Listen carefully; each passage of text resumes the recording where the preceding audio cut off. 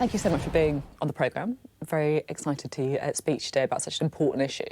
So, prisons are full, so you're building more prisons, is that it? Yeah, so we inherited a problem in July, which was the prisons were at 99.9% full. We had one day where we had less than 100 spaces, and that's dangerous. So we've got to build more prisons. The previous government should have built more prisons, but they didn't. So we've now got a plan in place to deal with the capacity, but this is not going to solve all of our problems. But prisons need to be built, and we need to build them quickly. Can I be honest with you? It feels slightly weird to hear you say we need more prisons, prisons need to be built, because obviously you've spoken an awful lot before about how we're sending too many people to prison. You know, you said we're addicted in February, we're addicted to sentencing, we're addicted to punishment, we need a government that's brave, we need a government that's prepared to accept we can't afford as a country to build 4 to 6 billion worth of prisons to house more people. So what's gone on? So I'm really clear that it's really important we have prisons. We need more prisons because when people are punished, they need to go to prison. But what has been lacking over far too long is an addiction to rehabilitation, because we need to have fewer victims. We need to have reoffending down. So it's not just about putting more people into prison, which we need to do. That's really, really important, because the net increase a year is 4,500 extra people in prison, and it's going to take us a long time to turn that curve. That's why we essentially need more prisons. I mean, no one would disagree about rehabilitation, right? You know, that has to go in partnership with punishment, with prisons. But again, you know, I guess I just come back to the point of it doesn't feel to me like you're someone who has always thought that more prisons is the answer. So in February, you asked what you'd reform about our system, and you said that you would look to Holland, where they've shut half of their prisons. I mean, I thought you'd be someone who'd be shutting prisons, not building them. The fact is we're in this situation now. We've inherited this crisis. The prison population is going up, and we need to deal with that. So that's why we need to build more prisons. They need a place. But one of the things that has been lacking is too many people are leaving prison when they've still got addiction problems, mental health problems. They don't have a job, they don't know where to live. And that is why there's so much reoffending.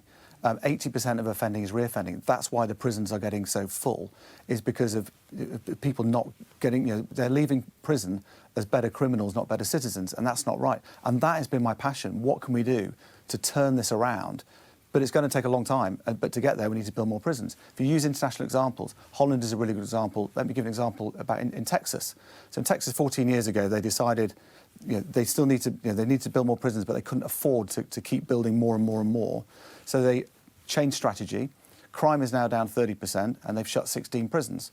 Similar things have happened in Spain. Similar things have happened in Louisiana. So would you like to be shutting prisons at some point? Is that what you're saying? No, I'm not even thinking about closing prisons. What I'm thinking about is building more. What I am thinking about is how can we stop reoffending? How can, when these people leave prison, can they be in a job with somewhere to live, and they've turned their lives around? And you know, that's why I was so pleased to get this job, because I've been passionate about this for 25 years, and this is his opportunity to help these people so when they leave prison, we don't get more victims. One of the first things the Labour government did when they came into power was to let out prisoners, right? And that, of course, was because prisons were full, or that's what you said. It was obviously at a time when the probation service was also under serious strain, and there were real fears about what this would mean. Were you worried about letting these people out early? Well, we were worried from day one about the increasing prison population, and then obviously we had the riots over the summer, which put even more pressure on. So we had to do some, you know, emergency measures, and so we inherited a scheme. We won't go into the details. We inherited a Tory scheme, which is basically just letting people out in a rush, and over 10,000 people were let out like that. The reoffending rates were really, really high, so we didn't want that. The question is, were you worried when you were letting people out early? No, because we had a completely different strategy. We had an 8-week lead-up time. We really engaged with probation, all the accommodation staff, and what we found is the reoffending rates of people who left on our emergency release is no different from it was before. So, you know, so what, really high still? Basically. Yeah, because it was high anyway. Yeah, and but you know, I think, you know, my colleagues in the Ministry of Justice done an amazing job, because, you know, we asked an awful lot of them, and they came up with the goods. The former Justice Secretary, Robert Jenrick, told Sky News this morning that over his dead body would dangerous people who should be in jail be out on the street. What do you say to him? Well, I agree. You know, prison is for dangerous people. and that is what it's for. But he's saying that you let these people out early. That would happen over his dead body. He's saying. Well, we didn't let out any dangerous people. We had a number of exemptions. No one who served sentences over 4 years for violent offences and so on. There's a long list of exemptions, of which the Tories, of which he was in, had no exemptions at all. So I think it's very unfair to say that. You mentioned a bit earlier about the inheritance that you had and then the additional pressure that the summer riots put on prison places. A lot of people will be looking at this thinking, look, you're kind of letting criminals out of jail early. At the same time, 350 people serving time in jail because of their role in the summer riots. And they'd be thinking, is that fair? Is that right? Is there a two-tier justice system going on? Do you think that jailing so many people over the summer riots was the best use of prison capacity? Well, it's up to our independent judiciary what they decide to sentence people. I can ask you, though, what do you think? What I think is if people have committed crimes and the judges decide them to go to prison, we need prison places for them. I'm really, really clear about that. OK, but what about the summer riots? You don't have an opinion on that, then? What I have an opinion on, it was a dreadful series of events, and I think the police did an incredible job with the judiciary to act really, really quickly. And the people who committed crimes need to go into prison. But when they're in prison, what's really important is we do all we can to help them so they don't come back again. The other issue that I wanted to talk to you about, and look, it's always hard in a short interview, there's so much, to be honest, that I want to talk to you about when it comes to prisons and the justice system and all those things, is the issue of babies in prison. Because I feel like quite a lot of people would be quite shocked to hear that there are babies born in prison or babies who are looked after in prison because of, obviously their mums have been jailed when they're really, really small. How can that be right? Do you think babies should be in jail?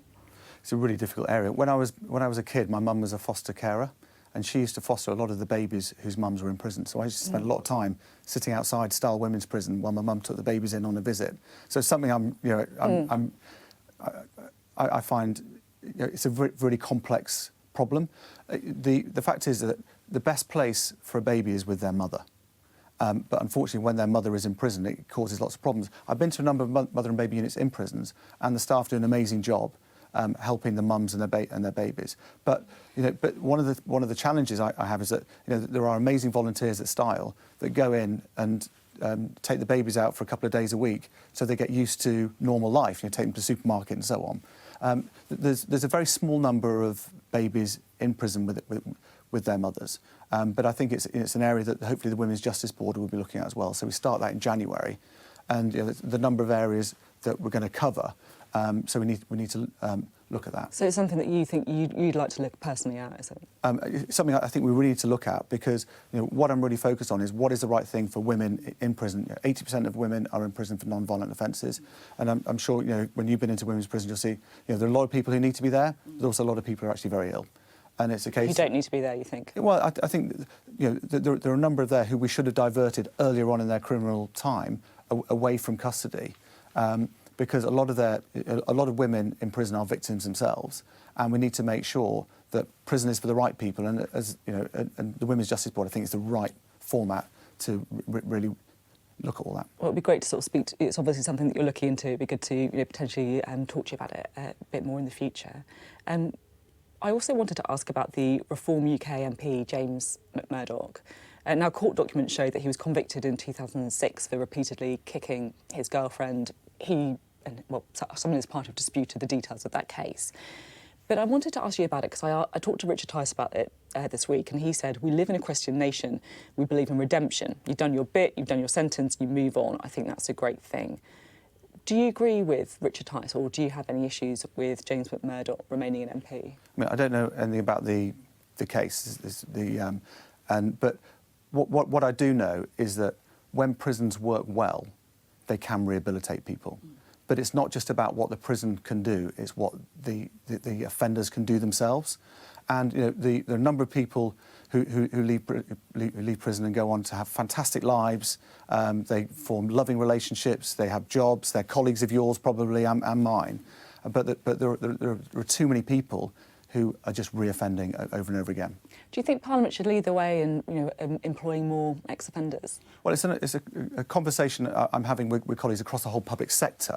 As an example, the public sector is a huge employer, and the Ministry of Justice, for example, does employ people with prison experience, not in every role, in very sort of specific roles, and people with lived experience can contribute some really good insight into certain policy areas. But there are other areas where it's not really right for those kind of people. But it's something you should look at. You think that would be good. I think from a Timpson example, I've for the last 20 odd years been recruiting people from prison. Hasn't always gone right. Recruited some people, it's all gone wrong. But over time, we learned that when you find the right people at the right time in their life, they can make really good colleagues and turn their life around. And just finally, because I know you've got to go, but just finally, you obviously have vast experience in the prison sector. You've also got experience in business. We always think that, in the job that you've done previously, you kind of pull a lever and something happens straight away. An awful lot of people tell me that there's a lot of inertia in government, that you just can't get things done, that the system isn't built for it. Have you found any of those frustrations yourselves? Well, I've got a very different job. When I was running the Timpson business, it was about great service, looking after my colleagues and making a profit. Now it's about reducing reoffending, fewer victims and running our prisons and probation really well. So although it's different, there are lots of similar skills I hope I can bring to it. I know how to run complex organisations. A lot of my friends have said, oh my God, you must be really frustrating. It's not. I'm getting loads done. The colleagues I work with are so passionate. And I think one of the things... Not just because they're in the room. Not because they're in the room. But one of the things I really hope is that the enthusiasm and experience that I have, and also the longer term plan we've got, all the team are saying, oh, brilliant, we've been waiting. This is why I joined the civil service to do something like this. I've been waiting for 15 years. So I don't want to let them down, and I don't want to let victims down and everybody else, but I do believe we've got this opportunity, and I'm loving it. It's hard work, especially over the summer when we had all the problems with prison capacity. But it's just a massive privilege, and I just want to get it right. OK, thank you very much indeed. Thank you.